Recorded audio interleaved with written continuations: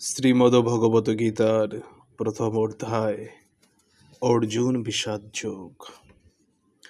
গুরুদেব, আমার জন্য প্রাণ দিতে প্রস্তুত এরূপ নানা প্রহরণধারী যুদ্ধ বিশারদগণ আমার পক্ষে সজ্জিত আছেন। তাহারা সকলেই রণবিদ্যায় বিশারদ, কিন্তু তথাপি আমাদের সেনানায়ক ভীষ্মের সৈন্যবল শত্রুর সঙ্গে যুদ্ধ করিতে পারিবে না বলিয়া মনে হইতেছে। আর সেনানায়ক ভীমের সৈন্যবল অধিক বলিয়া আমাদের সঙ্গে পারিয়া উঠিবে মনে হয়। আমি বলি, আপনারা নিজ নিজ ভাগ মতো যুদ্ধক্ষেত্রে থাকিয়া পিতামহ ভীষ্মকে সাহায্য করুন। দুর্যোধনের সেই কথা শুনিয়া মহাবীর পিতামহ ভীষ্ম সিংহনাদ করিয়া উচ্চস্বরে শঙ্খ বাজাইলেন। তাহার পর শঙ্খ, ভেরি, পবন, আনক প্রভৃতি বাদ্যযন্ত্র মহারলে বাজিয়া উঠিল। সেই তুমুল শব্দে আকাশ বাতাস ভরিয়া উঠিল। তাহার পর শ্বেত অশ্বযুক্ত মহারথে বসিয়া শ্রীকৃষ্ণ ও অর্জুন দুইটি দিব্য শঙ্খ বাজাইলেন।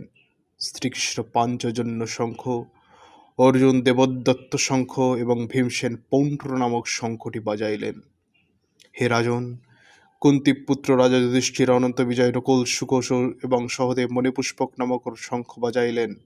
মহাবীর কাশীরাজ, শ্রেষ্ঠবীর শিখণ্ডী, ধৃষ্টদ্যুম্ন বিরাট, মহাবীর সাত্যকী, ধ্রুপদী ও দ্রৌপদীর পুত্রগণ, সুভদ্রা পুত্রগণ, মহাবীর অভিমন্যু, ইহারা সকলে পৃথক পৃথক শঙ্খ বাজাইলেন। সেই তুমুল শব্দ আকাশ ও পৃথিবী প্রতিধ্বনিত করিয়া আমার পুত্রগণের হৃদয় যেন বিদীর্ণ করিল। হে রাজন, কৃষ্ণপক্ষকে যুদ্ধের জন্য প্রস্তুত দেখিয়া কপিধ্বজ রথারূঢ় অর্জুন ধনুক তুলিয়া শ্রীকৃষ্ণকে বলিলেন, হে কৃষ্ণ, উভয় দলের সৈন্যদলের মধ্যভাগে আমার রথটি রাখো। আমি দেখি যুদ্ধে কাহাদের সহিত আমার যুদ্ধ করিতে হইবে, এবং দুষ্ট বুদ্ধি দুর্যোধনের পক্ষে যারা যুদ্ধ করিবেন তাহাদের আমি ভালো করিয়া দেখিতে চাই। সঞ্জয় বলিলেন, হে রাজন, অর্জুন কথা মতো শ্রীকৃষ্ণ উভয় সৈন্যদলের মধ্যে শ্রেষ্ঠ রথটি স্থাপন করিয়া বলিলেন, হে অর্জুন, ওই দেখো, ভীষ্ম, দ্রোণ প্রভৃতি কুরু যোদ্ধাগণ যুদ্ধক্ষেত্রে।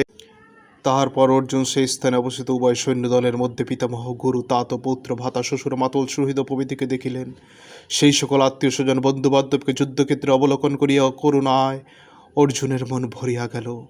তখন তিনি দুঃখিত হইয়া বলিলেন, হে কৃষ্ণ, যুদ্ধকামে এই সকল আত্মীয় স্বজনকে সম্মুখে দেখে আমার অঙ্গ অবসাদগ্রস্ত, মুখ শুষ্ক হইতেছে, আমার শরীর কাঁপিতেছে, হস্ত হইতে গান্ডীব স্খলিত হইতেছে এবং গাত্র দগ্ধ হইয়া যাইতেছে।